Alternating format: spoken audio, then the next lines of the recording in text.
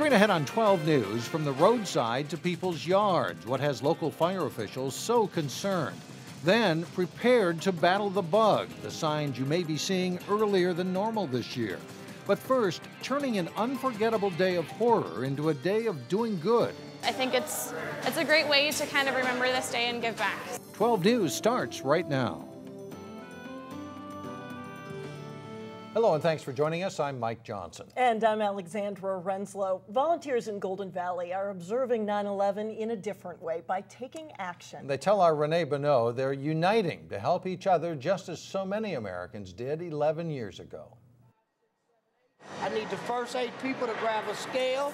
There was no ceremony. Okay, I need 4 people to do some scooping. No speech, and no tears. What happened at this 9/11 event at Second Harvest Heartland in Golden Valley was teamwork. I'm gonna need some of that. Something Allie Nystrom remembers vividly in the days following the tragedy over a decade ago. We all came together and realized that it's important that we bond and be united in this. And I think it's important to be able to give back to our community and be able to support each other. She took off work Tuesday to put in a 6-hour shift. Oh, I'm still short. Packaging dry goods at Second Harvest alongside more than 100 other volunteers. It's definitely motivated me to give back and to push myself to be a better person and try and help as much as I can. Today's event is another way for Master Sergeant Lisa Wickner to serve others. It's a really nice way for us to get out and be seen and let everyone know that we're here to be part of the community. The Iraq War veteran was one of several service members who showed up for the event, which was organized by The Mission Continues, a national group that challenges veterans to serve and lead in their communities.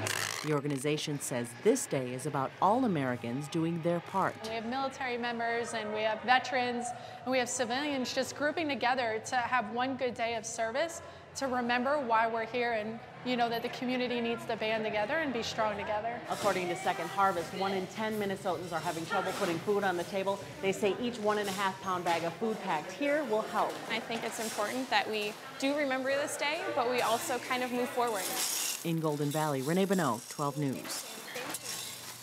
It has been more than a month since our area has seen any significant rainfall. According to the State Climatology Office, August 3rd and 4th is the last time the Twin Cities received a significant rainfall, and that's adding to a growing fire danger. Well, this is the bottom line here today. The combination of how brittle all of this fuel is and the wind today makes for some pretty dangerous grass fire cooking. Hennepin County has issued a warning that conditions are ripe for large-scale grass fires. When it's this dry, even the littlest spark from a cigarette or a car can fuel a grass fire and put homes and businesses at risk. But we'd certainly, under these conditions, as dry as it is, even a small wreck fire can easily get out of control. So we would encourage everybody to be very cautious. The fire chief says it's probably best not to burn at all, given the conditions. A Crystal woman is included in the latest Hennepin County Top 10 Most Wanted list. Krista McCord is wanted for failing to comply with sentencing guidelines for a first-degree DWI conviction. Authorities say she also goes by the alias of Krista Bland. The sheriff's office says she failed to report to the Hennepin County Workhouse. Anybody with information on her whereabouts can call Crime Stoppers at 800-222-TIPS. In an attempt to crack down on underage drinking, the New Hope City Council has approved a social host ordinance. That ordinance makes it illegal to host a party where minors consume alcohol.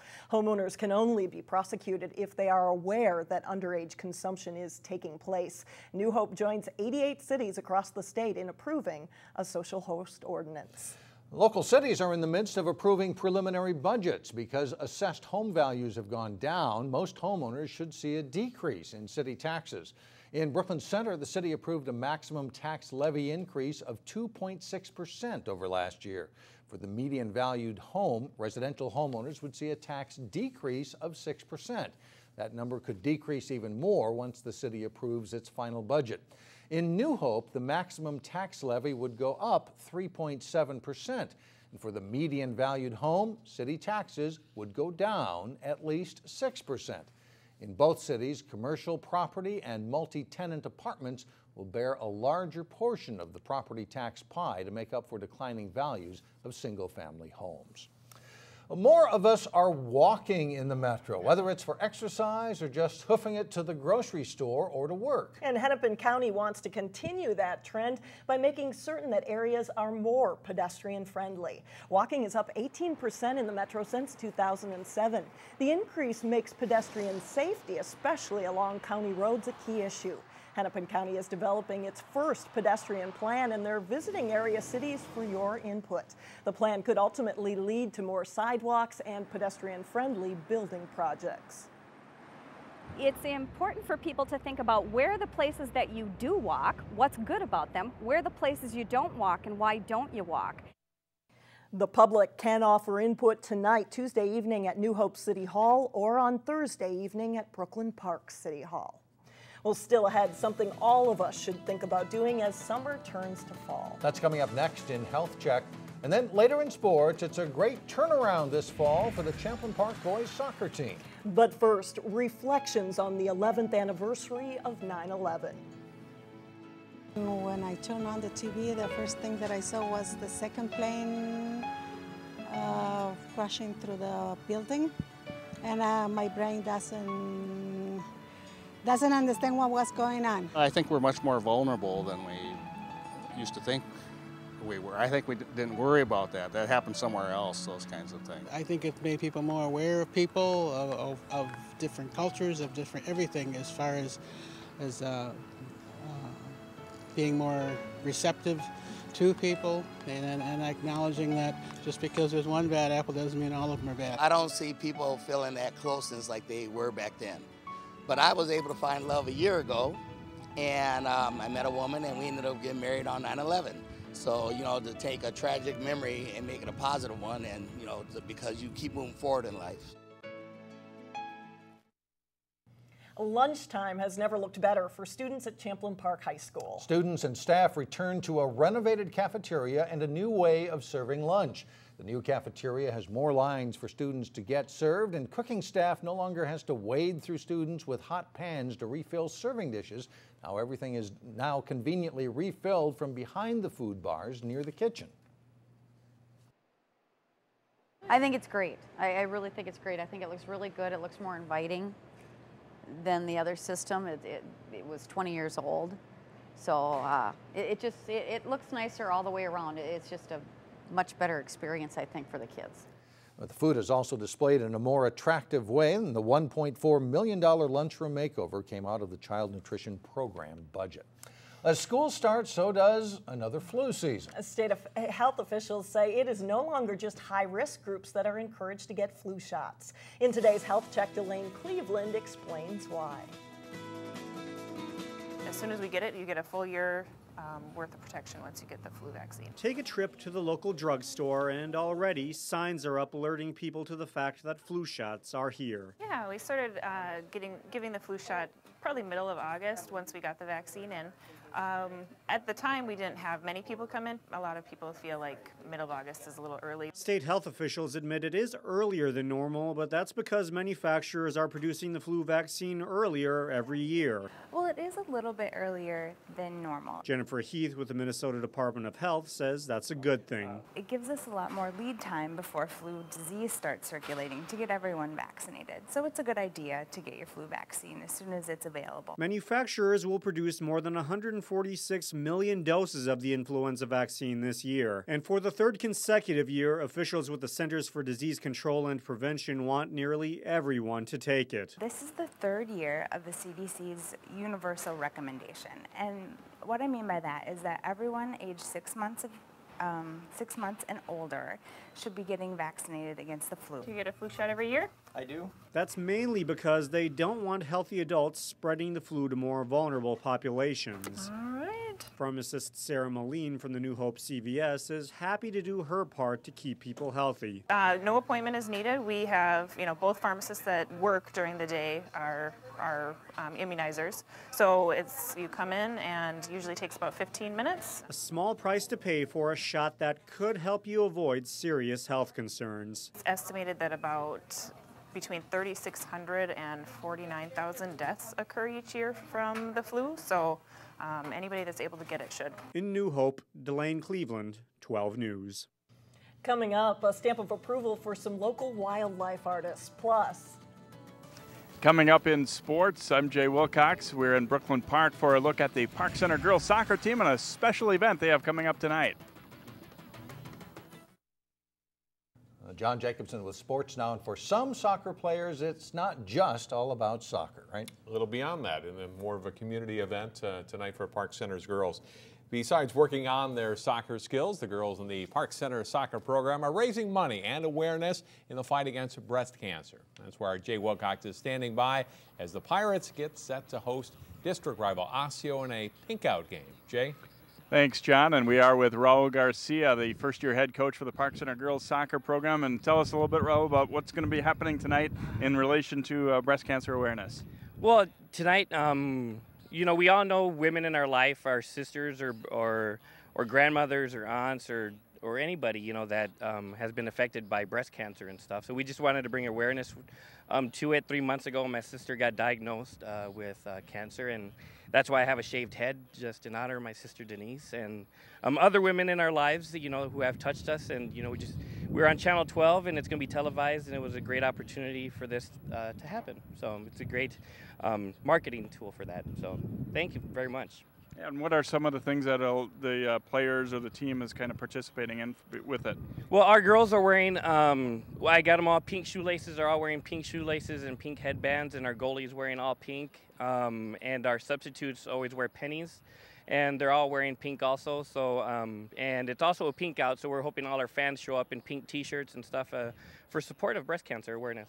Great thing. And how much are you enjoying your first year with the Pirates? I'm loving it. It's great. You know, senior leadership with Kylie Brown and Sadie Artis and Julia Holmes and the rest of the seniors on the varsity are fantastic. And we're a young team, but we're a good team. And I'm looking forward to more years to come. And, you know, we're ready to play. All right, thanks, Raul. It's a great night here for soccer at Park Center. Park Center and Osseo, girls and boys. You'll be able to see the boys game live here on Channel 12. Back to you, John. All right, thanks very much, Jay. And our 12 Sports crew is on hand to bring you the Park Center Osseo girls and boys soccer games. The boys game will be on live tonight, Tuesday, and you can also catch it Wednesday night at 11 o'clock or Thursday evening at 8:30. The girls game will be on Wednesday night on Channel 12 at 8:30 p.m. and then Thursday at 11 p.m. One of Park Center's ties in boys soccer came against Champlain Park. The Rebels are also off to a great start. Champlain Park enters Tuesday night's game with a 5-0-1 record, and they're rated 4th in the state in Class AA. That's after starting 0-5 last fall and posting 4 wins total for the season. It's been a great turnaround. I'm not surprised. We knew that we were going to have a good season from the beginning, so no, we're not surprised. Never expected it. We certainly hoped for it. We planned for it, but naturally things have fallen into place favorably. Patience, composure. Just really the maturity this year is pretty superb. The Rebels will get tested this week against 3 of their biggest rivals. They face Maple Grove Tuesday night, Anoka Thursday, and then it's a non-conference game against Mounds View Saturday. Oh yeah, it's an exciting week.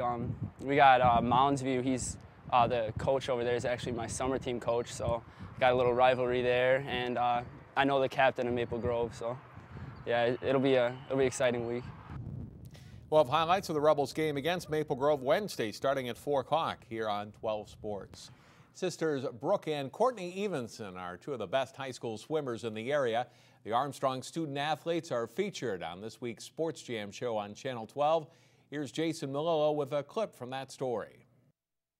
Last fall, Brooke and Courtney helped lead the Falcons to a top 10 finish at the state meet. Courtney took 3rd place in the 500 freestyle, and both girls were on Armstrong's 400-yard freestyle and 200-yard freestyle relay teams that finished 5th and 6th, respectively. This being Brooke's senior year, she's intent on getting back to state and doing even better. We placed 8th at state last year, so hopefully we can place higher up than that. I mean, we have really good, strong relays and a lot of good individual swimmers that hopefully can make state as well. I just want to have a great season, have her a great send-off because she's been on the team for 6 years. So I just want her to have a great season, end it really well. You can see the rest of the Brooke and Courtney Evenson story this week on Sports Jam. It's on through Wednesday night here on Channel 12. And that's a good sports for today. All right, thanks a lot, John. We are hearing from local political candidates now up until Election Day. And today we look at House District 36B, which includes parts of Brooklyn Park and Coon Rapids, and Republican Andrew Reinhardt is challenging DFL incumbent Melissa Hortman for the seat. I'm Andrew Reinhardt, and I believe in freedom, suburban values, and getting Minnesota to work again. I have a record of bringing people together, standing up for what's right, and taking on special interests and bureaucracies. From my Highway 610 flag rally, to fighting for the free market and against government overreach, to years of community service that earned me the key to the city of Brooklyn Park. I'll fight to grow jobs in the economy, protect taxpayers, and continue reforms making government more accountable, not latch on to the latest fad to get elected. The suburbs shouldn't be abused as an ATM to fund expensive downtown toys and like rail lines and stadiums. After many disastrous years of one-party DFL control, Brooklyn Park elected a Republican senator and a GOP-endorsed mayor, and we're already seeing great results. Elect me November 6th to join with them as the clear choice for freedom and prosperity. My name is Melissa Hortman, and I am seeking election as your state representative. The most important thing we need in people we elect is a willingness to compromise. I am willing to find the middle ground in order to get things done. If hardcore partisans get elected, nothing gets accomplished and we have gridlock. Compromise breaks gridlock. After the bridge collapse in 2007, we dedicated $2.5 billion to fix every bridge in the state within 10 years. This happened because Democrats and Republicans worked together. There are plenty of good ideas on both sides of the aisle. We need reform and investment in education. We can do it if we work together. I ask for your vote for Melissa Hortman for state representative on November 6th. Andrew Kratoska has also filed as an independent in this race, but he did not respond to our request. Still ahead, artwork that thousands of people will carry in their pockets. We'll be right back.